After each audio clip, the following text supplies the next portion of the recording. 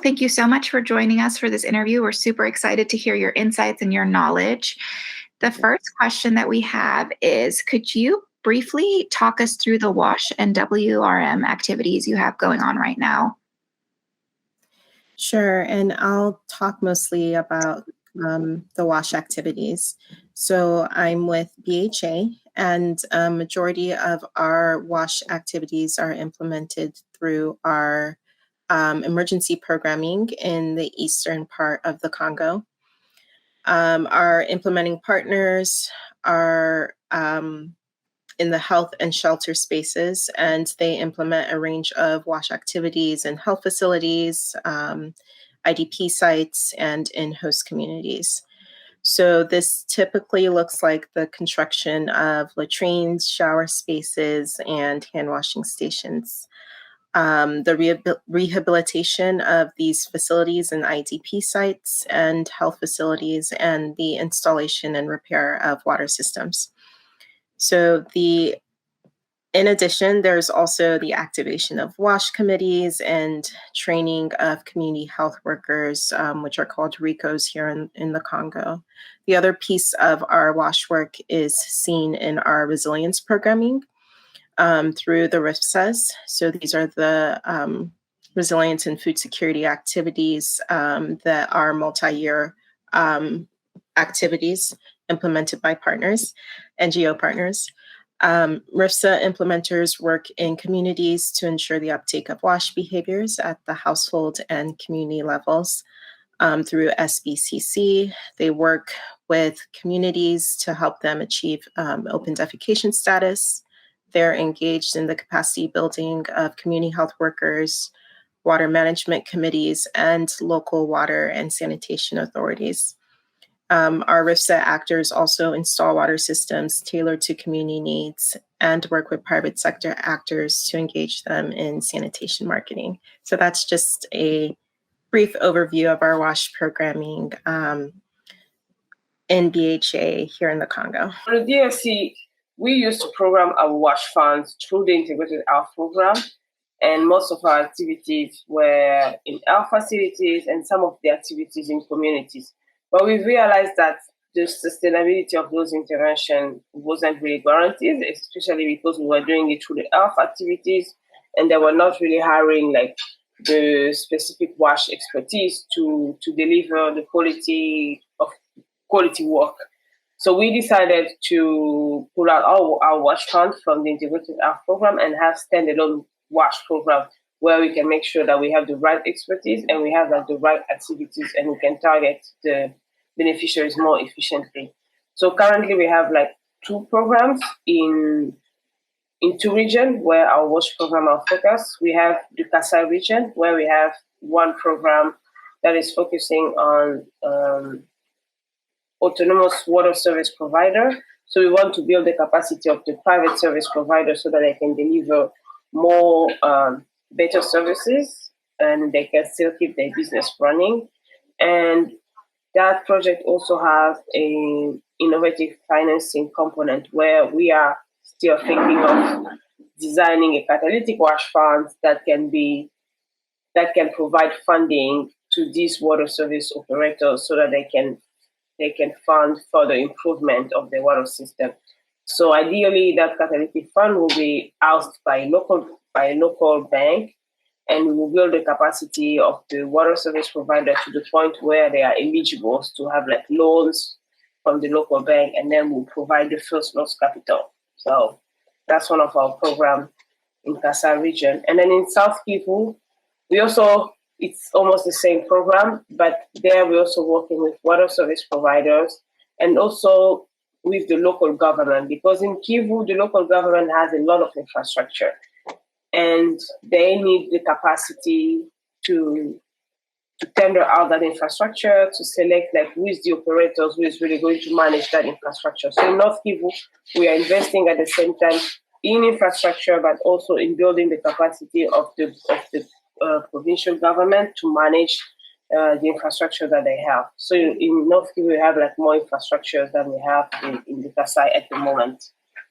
And we also have one development cooperation agreement with the German corporation, and that is really on system strengthening, on the water system strengthening, making sure that we have the water regulator in place, and that is, they also have their representative at the local government level, so that we can enable private sector participation effectively in the sector. So that those are the three main activities we have at the moment. We also have like a larger sanitation activity that is still in design, and that will be really focused on local partners' participation. We also want to pilot pay for result approaches through those mechanisms, but mostly what we want to do is really to build a market for sanitation. And we know that, and that's one of the discussion we had with our partners when we had our co-creation workshop. They were like, okay, the region that you're targeting is really where we have DHAs, where we have the humanitarian intervention. So how are we supposed to build this market if we still have the humanitarian program that sometimes just give materials for free? And one of the questions they ask us, like, will your office of will DHA will be open to like work with us in a way that if there is an emergency and they have a program, so that we can structure this incentive in a way that it doesn't really crowd out the private investment, but in a way that it reinforces the market that we are trying to build. So we were like, okay, that's a conversation for later, but at least we have that in mind. And one of the key elements that we are really reinforcing in our RFA is like program collaboration. You have to work with our BHA implementers, because those are the people who are in the field. Collaboration happens really in the field, not really at USAID level, because you have to give us something that we can react to, not expect us to figure out what are your issues there. So that's in a nutshell what we are working on at the moment. And as you know, like, we are a priority country, so we get more funding. So we might have more design in the future. We just don't know yet. Can you talk a little bit about how they're funded? So for both the emergency programming and the RIFSAs? Yeah. So our emergency programming is funded through annual cycles that are a bit different from the procurement process that the rest of the agency goes through, because they are intended to respond to emergencies. So it's a little faster. They are non-competitive. So our partners are implementing partners, or those who desire to be implementing partners, reach out to BHA and they say, hey, there's a particular conflict or a particular issue we'd like to respond to in the eastern part of the country. Does BHA have funding? And depending on the time of the year, we do. And we go through a concept note process, or concept paper process, as it's now called, and then invite, if the NGO is successful, we invite them to submit a full application. So that process usually happens around the spring of every year. However, because it is non-competitive, NGOs are welcome to submit at any time of the year to BHA. And depending on if we have funding or not, then, and if their concept and application are successful, then they are awarded the fund. So the process is typically faster. It's typically faster than the regular procurement process that you would see with other offices. It's a little different for our resilience programming. We do spend quite a bit of time developing a RFA for those, a request for applications. Once that is released, then NGOs have the opportunity to respond, and that is a competitive process that can last probably a couple of years from the time we begin designing to the time a partner or a couple of partners are selected to implement the 5-year activity. Got it. Thank you so much for that overview. I honestly never know how any of this works, so it's always great for me to be in these interviews and I get to learn a lot. Mm-hmm. And then, to what degree do you coordinate with Like DA? DA is, I just want to make sure that I know what that is. Sorry, Development WASH colleagues is Okay, what we're perfect. aiming at. Yeah. So Sandy's team. So in our programming at BHA, we try as much as possible to ensure activities are layered to ensure the maximum gains. This is particularly true of our resilience programming. So in the WASH space, we ensure that we're talking with our colleagues. And for me, this is Sandy, make sure we're talking to our colleagues in the development space to understand best practices, lessons learned, contextual challenges and opportunities that can help us design stronger and more sustainable programs. It's not perfect. A lot of our emergency programming happens very quickly and often happens in parts of the country where our development teams are not implementing because of the lack of stability in those areas. So in those contexts, we rely heavily on the WASH cluster, for instance, or other humanitarian structures that have been set up to support the sector. So UNICEF is the point person in emergency programming to handle WASH from the UN. But for our resilience programming, which tends to happen in parts of the country that are quote unquote more stable, our development colleagues are operating in those spaces. And those are areas where we have the opportunity to say, hey, what are you guys doing with WASH? How has this worked in the development space? How can we learn from one another? Do you all do any joint work planning or like conflict analysis, stakeholder mapping? No. And they're all amazing ideas. Even just reading through your questions, I was like, oh my gosh, we need to be doing this more. We do not, to my knowledge, and I did have my director read through my responses just to make sure I wasn't missing anything because I've only been here a year, and he said they were all spot on. So we do not have that type of detailed collaboration yet. I will say yet because it is something that I want to push for, and having engaged with Sandy through this process, I know that she's wanting to do that more as well. Great news. It's exciting to hear that there might be more kind of, I guess, collaboration in terms of work planning, strategic planning, and so on. Next question is, so just to give you a bit of background, we, about a year and a half ago, released a tech brief on improving coherence between humanitarian development and peace programming in WASH and water resources management activities. So we use these terms in this tech brief, and they're complementary interventions as well as integrated interventions. And we'll get to integrated in a second, but complementary interventions is a term we use that's shorthand for approaches that align with traditional humanitarian or development interventions, but with tweaks to allow for a smooth glide path from humanitarian to development and back if needed, as the situation requires. So an example might be BHA might train local masons to construct latrines in a disaster-affected region, while a development activity might work in that same geography to professionalize and grow sanitation enterprises that contract out skilled masons for toilet installation. So I know that's kind of a lot to process, but as a follow-up for Taiwo, how have you identified opportunities for that kind of complementary technical approach? Sandy is more knowledgeable on WASH in the DRC than I am, so I'm glad she's here.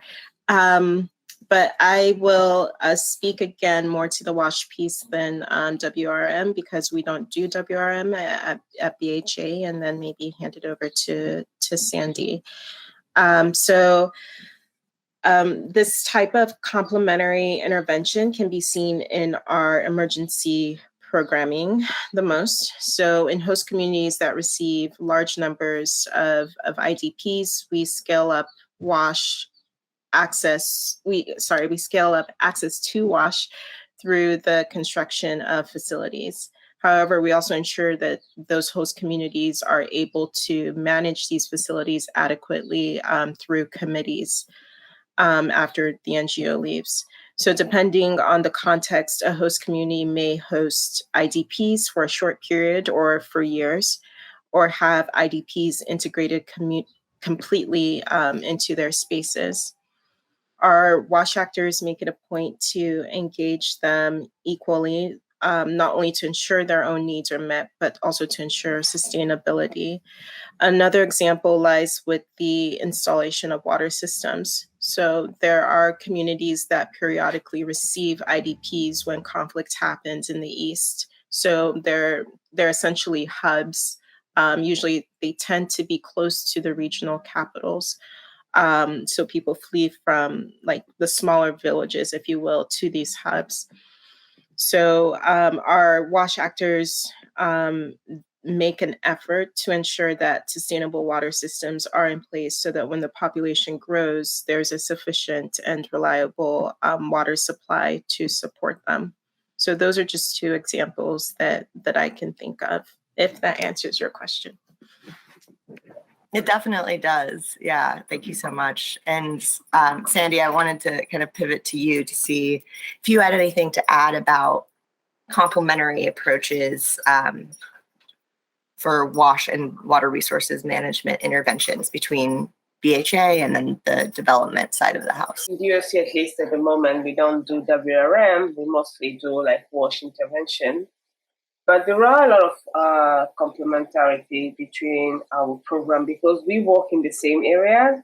It's just that most of the time when there is an emergency, then we have like more BHA programs. But I'll give an example in Goma in May last year. We had the volcano eruption. So, and the lava destroyed like a large part of the system in Goma, so people didn't have water. But we also have like one of our large WASH program in Goma. So we had a conversation with BHA saying, okay, can your partner do water tracking, for example, in Sake? Because Sake is one of the places where we want to build a market-based water service delivery. And if we start building boreholes there or we start building systems there, then it will just start all the work that we've been doing, and that will not be really helpful. So we really had like several discussions. Okay, how long can you go with the water tracking? And they had questions like, okay, when do you think like your team will be ready to take over? When can we stop the water tracking so that you can continue with like your normal development program and we will not disturb your program because of the volcano eruption? But it was a discussion. And that's like one of the best examples we have like of collaboration, because people tell us sometimes that, okay, USAID, you funded this, you want us to build a market economy, then you have your humanitarian program that are, let's say, giving incentives like free. So how do we do that? And there is always like a conversation with the team like, hey, how can we work together better? I also know like in Behnke, BHA has built like a lot of boreholes. And now that we are trying to train in the autonomous water service provider, we had a conversation saying, hey, this is community managed, but we've invested a lot of money in building these end pumps and boreholes. So if you have operators and you think that may be the best way to ensure sustainability, why don't we have a conversation when you are ready to work in those areas? So I think there are a lot of complementarity in the way we work together in DRC, because I always say it's a protracted crisis. So we have to find different ways of working together. Sometimes we have the onset of an emergency, they have to do more work, but sometimes we also have to think of, okay, how can this be sustainable? How can we continue to carry on with our like normal development program and ensure that the disruption doesn't really disrupt our end result? So, yeah. Yeah, thank you so much. That's actually a really good transition to the next question, because we talked a bit about complementary approaches, but then another term that we discuss in the tech brief is this concept of integrated approaches, which is where different activities are jointly designed and sometimes even jointly funded by humanitarian and development actors. And so an example of this might be an activity that provides smart subsidies to shock-affected households and adapts the CLTS triggering approach to reflect the specific context for that shock-affected population. So I'm curious, kind of building on what you said, to what extent do your activities use integrated WASH or water resource management approaches? And again, this is a term from our tech brief for jointly designed and jointly funded between BHA and mission WASH colleagues. Maybe we can start with Taiwo on this one. Sure. And this one was the one I struggled with a bit. And again, I'm glad that Sandy's on. But to my knowledge, we don't currently have interventions that are jointly funded with our colleagues in the development space. Our resilience programming, again, makes an effort to layer activities with investments from the health office. And our WASH team sits in the health office here in the Congo. But currently, I don't believe we have any jointly funded investments. And I'll hand it over to Sandy if she wants to add to that. Yeah, I don't think, I know there's probably some discussion that are happening, but I don't know where that's going to end. But yeah, maybe we don't have jointly funded, but I think there is a lot of collaboration that is going on at the field, especially with the RIFSAs and our other WASH mechanisms. Like, they work in the same areas. I remember in South Kivu, we had IHP, our integrated health program, who was working in communities. They were supposed to install some boreholes in communities. And in the same communities, they had the South Kivu DIFSA at the time also doing some systems. So they worked together at the field level to decide, okay, this is how much money we have with the DIFSA, and this is how far we can go. So you as our program, how much money do you have? Can you continue maybe with that pipeline and then provide water to other communities? So those are things that are really happening in the field. But maybe at the office level, we are not yet at the point where we're like, okay, let's have this joint activity. But in the field, we had some of our activity having like MOUs, like they signed MOUs to decide, okay, how do we work together if we're doing, for example, WASH in the same area? We have to do some harmonization, and then we have to talk to the COR or the activity manager so that we make sure that this is something that they can accept, because we are working in the same space. We can't work against each other.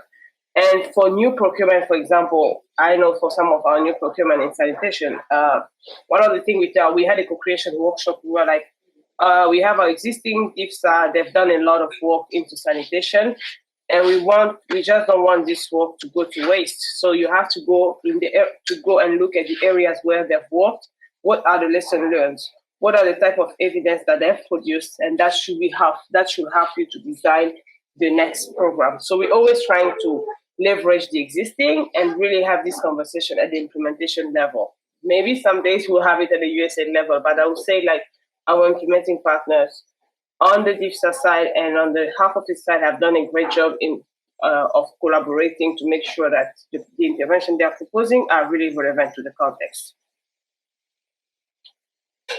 Yeah, that's really interesting to hear that there's that collaboration among all of the IPs working in this context. I'm curious, for the USAID level, you were talking about IPs versus USAID level. Do you see further opportunities for integrated approaches in WASH programming, whether that's not, it doesn't necessarily have to be jointly funded, but whether that's jointly funded or just jointly designed? And maybe starting with Sandy on this one. Yeah, I think there is an opportunity to have jointly designed, because we always try to or even the opportunity to layer our activities so that we can have greater impact, because we have different type of intervention. And we really think that if we have this way of jointly designing, or even at the implementation, really try to get our implementing partners together to talk to each other. And that's what happened in Kasai, or in the Kasai region. We had signed an MOU to say, you know that you have to collaborate, so you don't have to have USAID in the room. You can speak to each other on your own and let us know what you think, how will that collaboration look like in the field in terms of WASH activities, in terms of some of our health activities. So yeah, I really think that there is scope, because sometimes I would say, from my experience, the DIFSA that I've seen, they've had like a lot of research around like behavioral change that can be easily used by our implementing partners, instead of saying, oh, we need more 6 months to do some research, refine and implement. We're like, no, you had the RIFSA, they work there. Why don't you talk to them? What information do they have? You should build on that. Or if there are like areas where the program stopped, and if we are still working the same area, do not just let go USAID funding to go to waste. You have to see what are these activities, what are these low-hanging fruits that you can take on that can allow us also to reach our objectives. So these are conversations we have with our partners, and they know that, okay, we have to reach to, even if this is BHA, but we have to talk to them because they also do like long-term programming. And if we want to be successful, we have to find ways of layering these activities. Yeah, that's really interesting. Taiwo, did you want to add anything on this question in terms of opportunities for integrated approaches? No, not for this one. I think Sandy covered it well. Thank you. I have a question kind of for both of you. So it seems like the two of you have worked together some, and I'm curious, how often do you communicate, and are there official coordination mechanisms that you use, or is it more ad hoc? So this is a very funny question, because I didn't meet Sandy until a couple of months ago, I want to say, when we began to design the RFA for the next RIFSA. So I and another colleague from DC, we were tasked with, yes, Precious. We were tasked with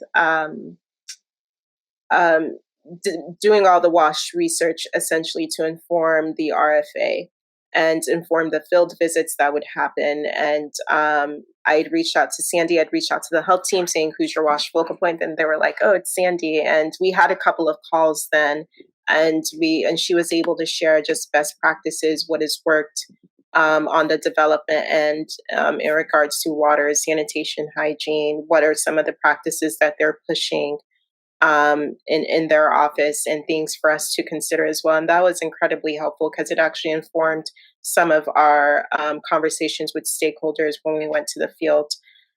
So I think, and I was really excited about that. As I was mentioning to you, Nikki, before this call started, I haven't met a lot of my colleagues in person. I met Nikki the first time about 2 or 3 weeks ago. We just happened to be working next to each other. And Sandy, a couple of weeks ago, when we just happened to be working with each other in the office. But this type of collaboration, I think, is very ad hoc. I think it's up to the program officer or the program manager to take initiative and reach across the aisle, not just for WASH, but for all of the sectors.